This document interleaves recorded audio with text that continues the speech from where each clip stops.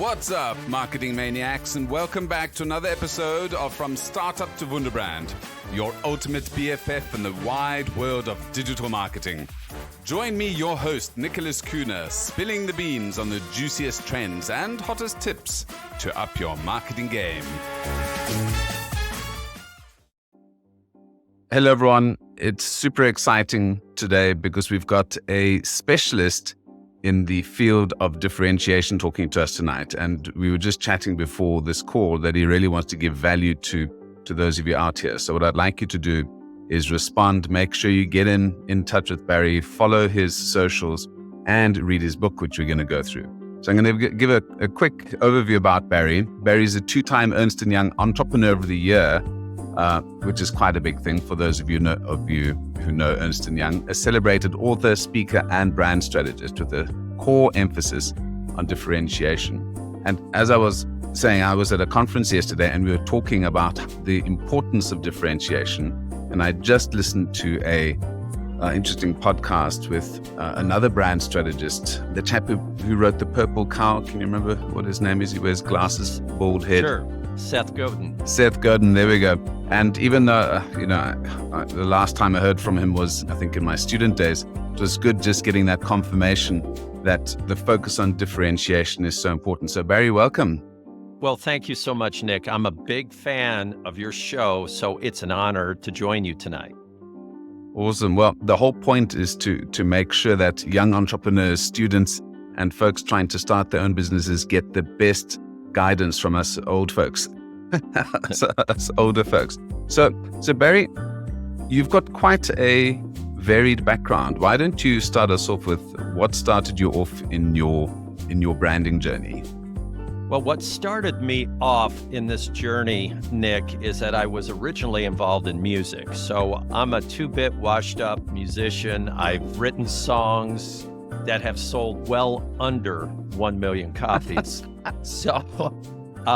But what it did is it really got me prepared for a few things that may help some of your listeners. And that is, how do you work with people? How do you find what they do best and magnify that, understanding that they're not perfect in every way. And of course, none of us are either. So I started off, I wrote a lot of songs. I was in bands. We were on a American Bandstand. We had videos out there on VH1 and MTV.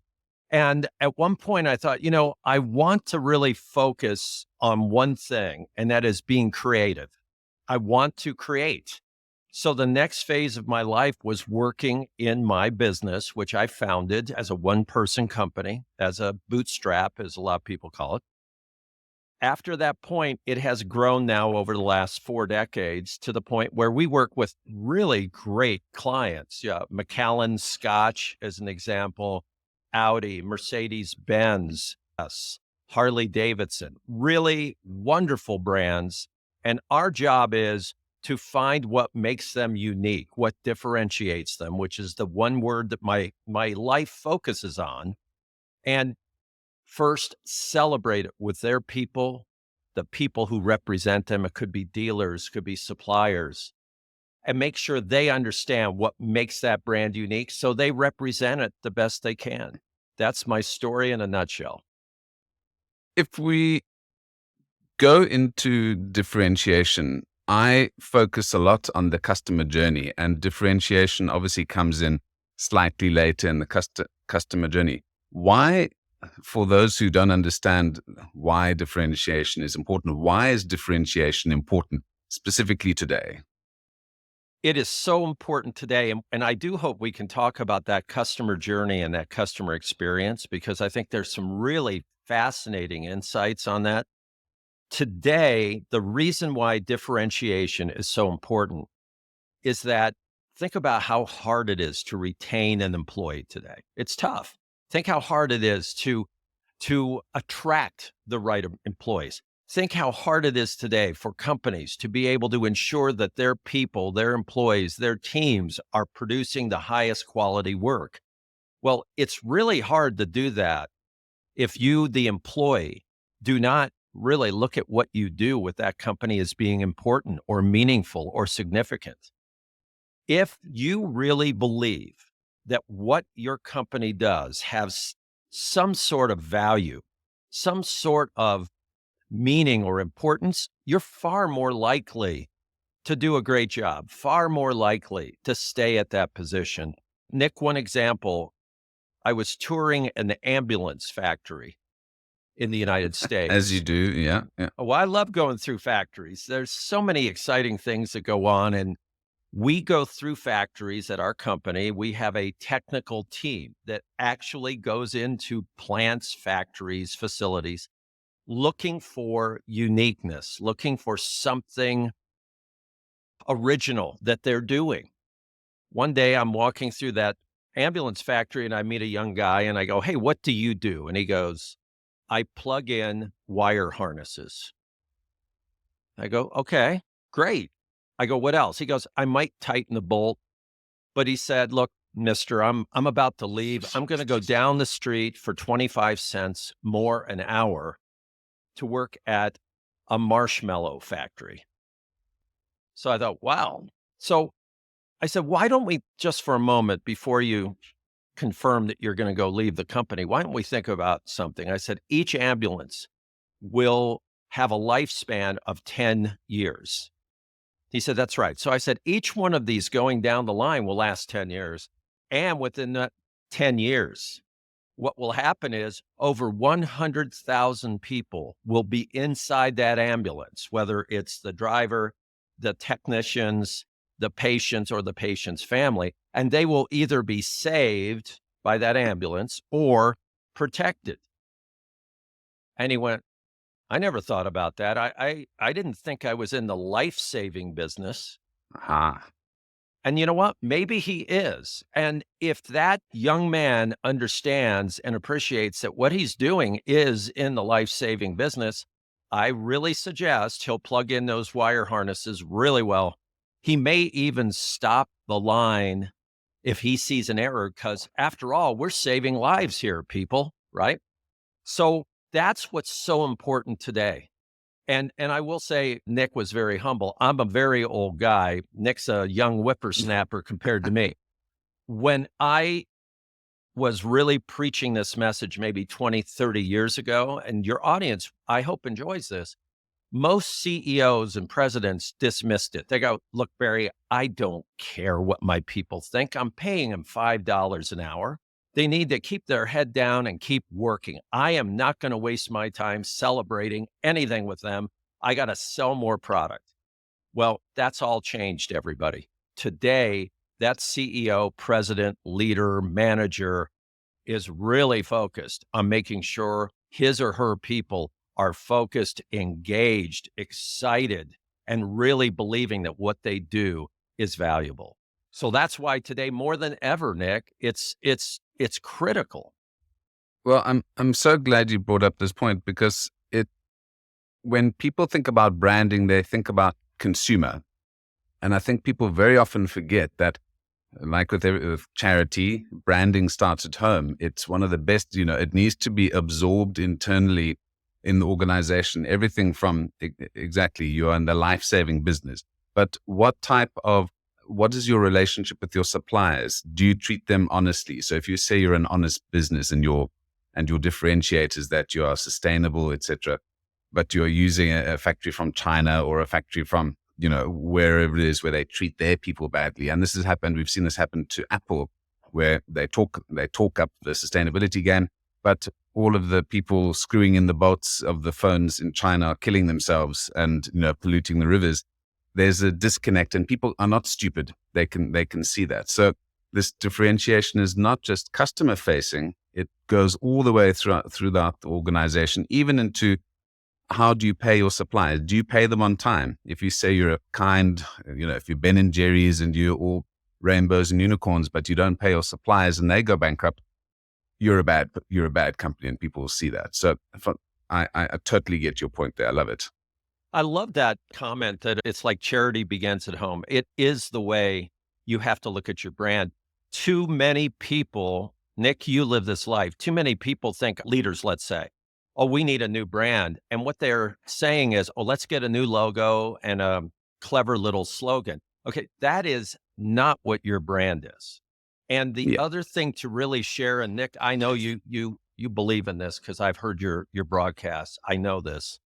It is critical that your brand is discovered. You discover what your brand is. So somebody that walks into a company and says, "Hey, I'm going to create a brand for you and you're going to do this, this, or that," that's not sustainable. You cannot be something you are not as a business. So what you need to do is identify those 2, 3, 4 differentiators, those uniquenesses that nobody else has. Doesn't mean they're superior. It just means you're a little different. And then you promote it, you celebrate it. That's what your brand is. And then, oh, by the way, if you need a new logo, great. If you need a slogan, great. But as you said, the big picture is all of us have to understand what we're doing and why it is significant. I'm going to throw a word at you, and I want you to give me your feedback on it with regards to differentiation, and that is consistency. If you're not consistent, forget it. If you're coming up with different color logos and you're playing around with your slogan, you don't have a brand that has any value to it. We worked with a very large steel company. We did what we call a brand re-engineering process, which is our own proprietary process. And one of the things we learned was that their logo over the years had been changed dozens and dozens and dozens of times by themselves, their internal departments, to the point where sometimes it was yellow, sometimes it was red, sometimes it was different shades of yellow or red, sometimes it was a different font.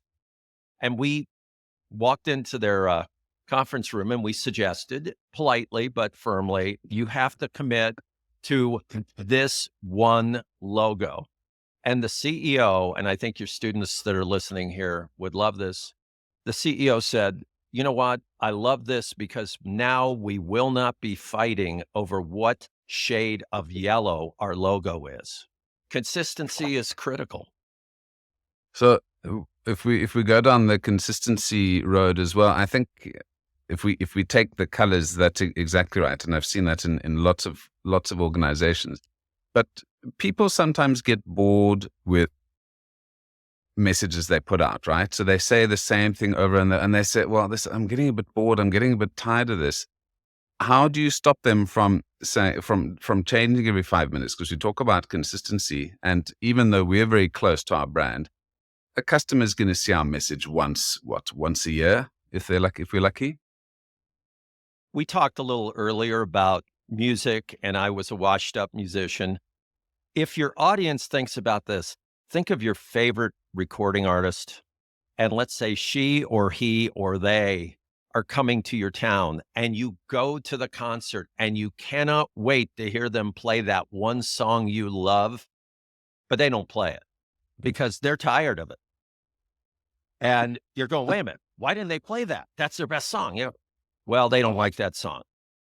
That's how people are with your brand. They want to see that consistency. If you're constantly changing it because you're bored, you forget that you're not the audience. Your customers are. Your customers are the audience. They want to know they can count on you and that you will deliver what you have said you will deliver.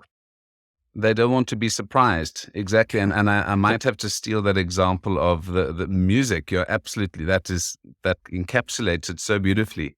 Now, let's get down to some brass tacks here. You are also an author. And why I love talking to authors is because they know their stuff. They've got chapters, they've got diagrams, they've obviously researched their work. Talk to me, before we go into the details of the book, talk to me about the process of creating this book. How was it for you to become a published author? And is this your first book or first of many? I've recorded and written a number of different books that were based on marketing that were very short. They were almost, you could call them parable types, not terrible, but parable books. This book is approximately 200 pages. It will be distributed by Simon and Schuster worldwide. I am a creative type. So for me, writing and creating comes very easily. And I literally do not have writer's block, which is great. There are a lot of people have writer's block and they go, I don't know what to do. My biggest advantage for me personally to share with the audience is I don't worry about perfection. So I don't believe in perfection. I don't think perfection exists, at least in humans, it doesn't exist. So I set out about a year and a half ago to writing a book about what I thought was important in branding, marketing, business today. Not about me. It's not the life and times of me at all. I'm not in much of the book. My customers and other people are, but I'm in it very seldom. And it's not one of those books where it's, oh, I came in and saved the day. It's the opposite. We talk about how brilliant some of these clients are and how wonderful and what great passion they have. So over time, I wrote this book one chapter at a time. I went easy on myself and said, look, don't try to make it perfect. Get out of your head what you're trying to communicate, what you want people to know, and allow it to live. And that's what I did. So over a period of 3 months, I wrote, in essence, a 150 to 200 page book. You go, wow, that's great. Okay. Then for the next 6 to 12 months, I rewrote that book. And then it was edited by a company and they went through it. And then we went through and edited it again. So it's like giving birth to a child, but it took 18 months. It's kind of like, okay, let's get this thing going. But it was a very pleasurable experience. It was a very enriching experience connecting with people and reaching out to certain individuals and saying, is it okay if I share this story about you? And in almost every case, they went, oh my gosh, it'd be an honor.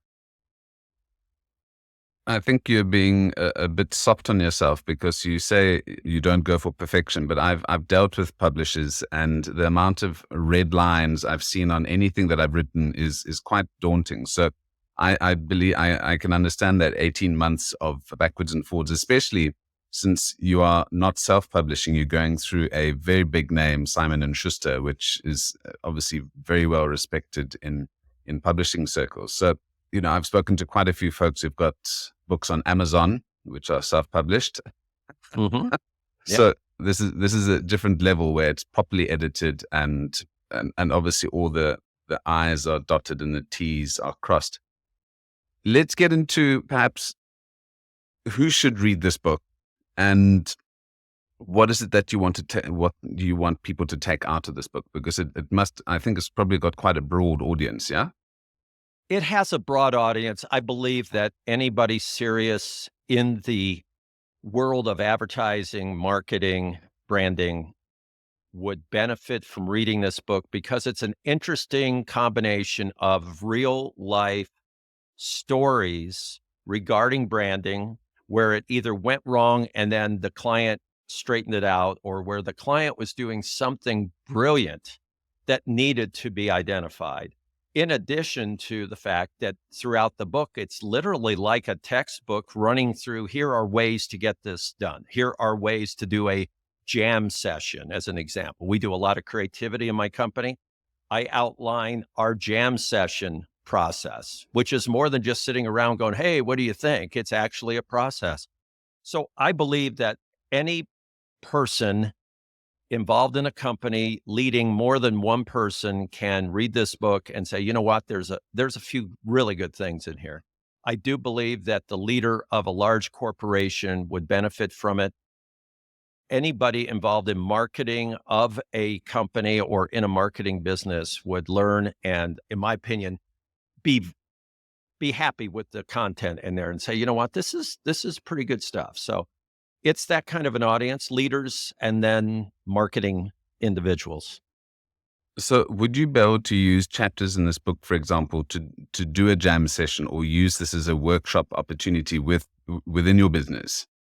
Yes, yes. We use it within our business. The chapters are very much real life. So literally each chapter reflects what we are doing in our journey to find differentiation with a client.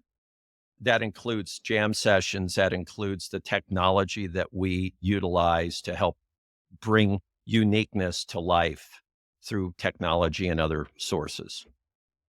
Now, you've said you've been in the marketing and brand field for around 40 years. Now, we've both seen quite a lot of change happen in the last 10, 15 years as well, particularly with the advent of social media. So social media used to be called new media when I started studying it. Now it's just media, it's traditional media. And we've got AI and metaverse and all of these other things coming in. There's a thread, though, with old media, new media, and whatever media. People still need to be communicated with, and I guess that's why this differentiation is important now, even more important now, because there are so many channels, there are so many brands. Anyone with Canva, anyone with ChatGPT can come up with a nice, fancy brand name, a good perhaps positioning statement based on all the thousands and thousands of other positioning statements have been made there. Um, how have you seen this sort of manifest with your current clients, with new technology, new communications channels, and their struggle to create differentiation in a market where there are so many of everything? That's a great question.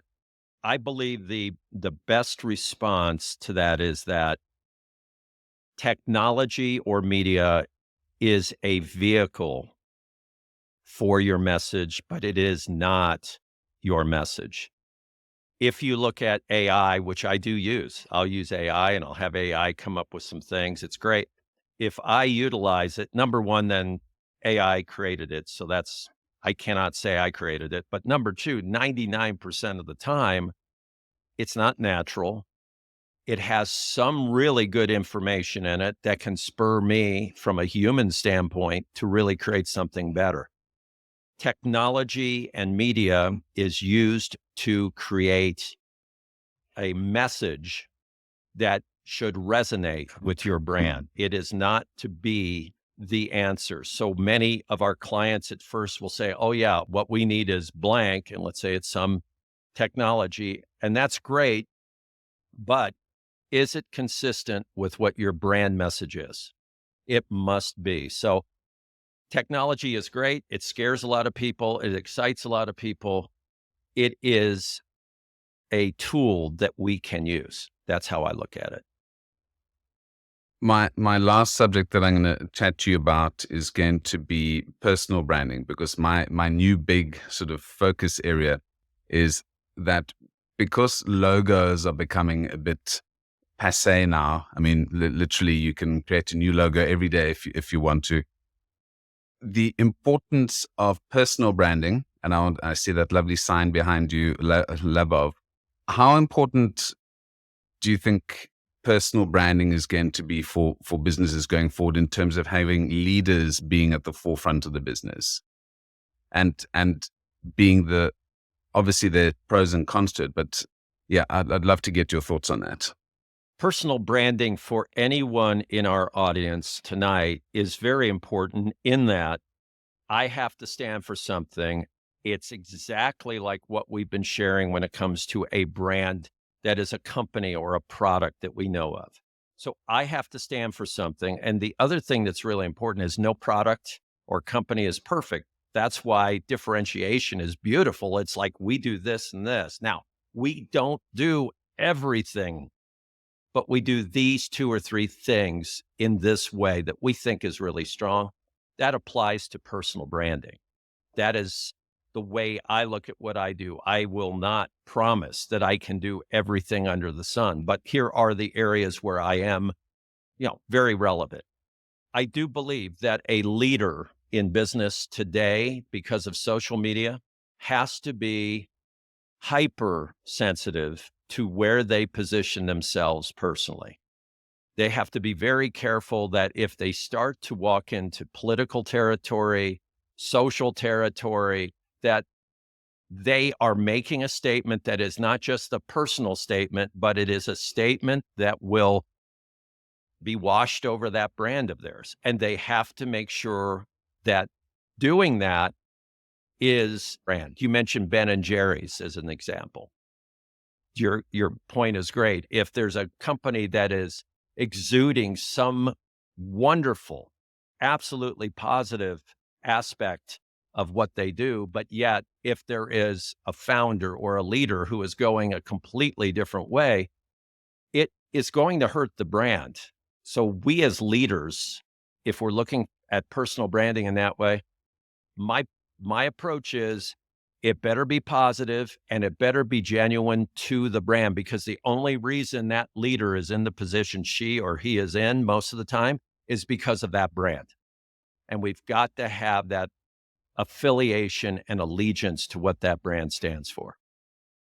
Yeah, so differentiation doesn't just, it's not just on the brand side, but it's on the leadership side, it's on personal branding side, it's on how you deal with employees. So it really does cascade through every aspect of a business. So again, I think that's a super important fact. And you spoke about politics. Then I love bringing this up. I'm not American, so I can talk about this without as many issues as you folks.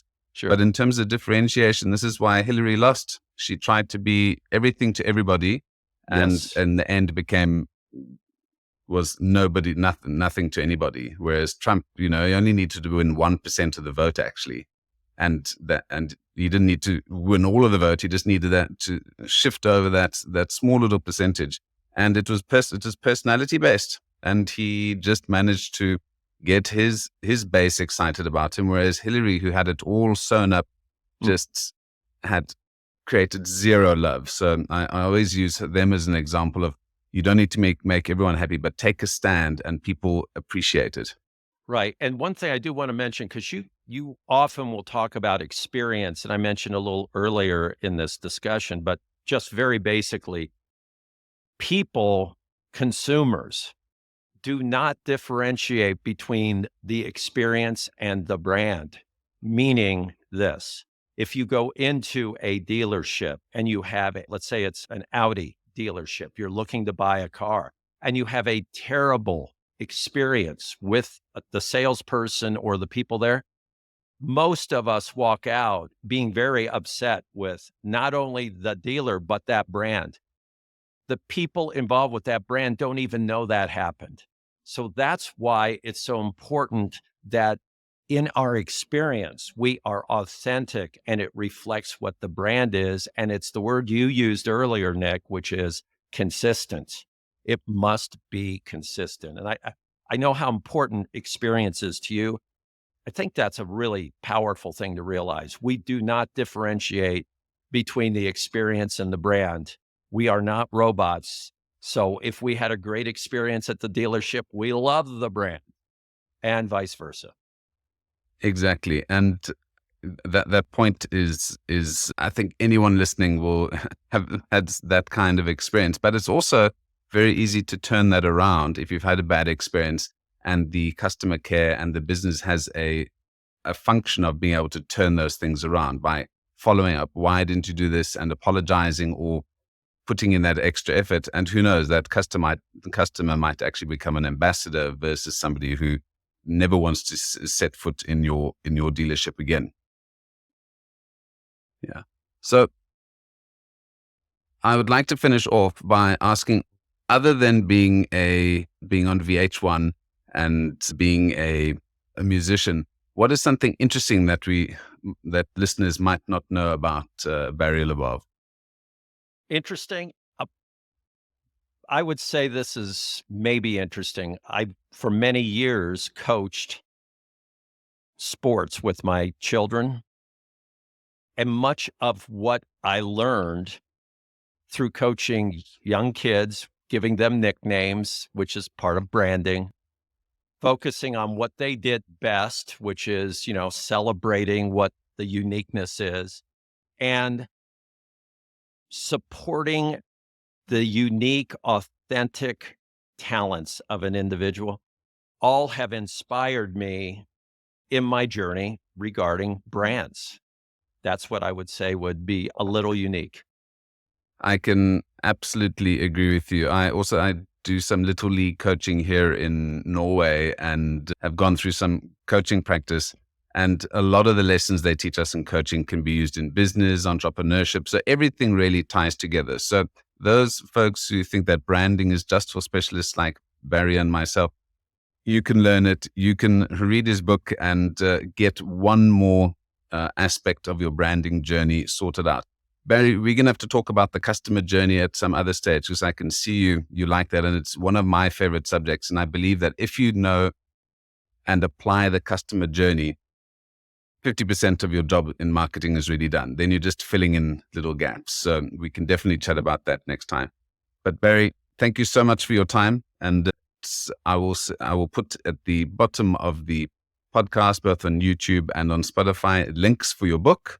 But maybe give a shout out to your website, and then I'll put that link up as well.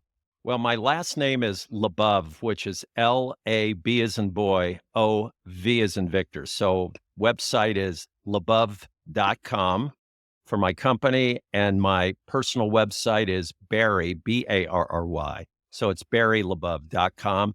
Please go over to the sites, leave a message. We can have a conversation virtually or back and forth or on the phone, whatever. I love meeting and connecting with people. And if I can be of assistance to anybody, great. If there's interest in the book, please let me know, and I will contact you when the book is available. Amazing. Well, we'll definitely catch up and let folks know when it's out and about. Barry, thanks again, and have an amazing weekend. You too, Nick. Thank you. Now, before we wrap up, don't forget to show some love for From Startup to Wunderbrand by subscribing on your favorite podcast platform. If you'd like to help us grow, tell your friends, share on social media, and leave us a review. For those of you who want to dive a little bit deeper into the topic, join me on Twitter at Nick Kuhne. Let's connect and chat about all things branding and digital. Until next time.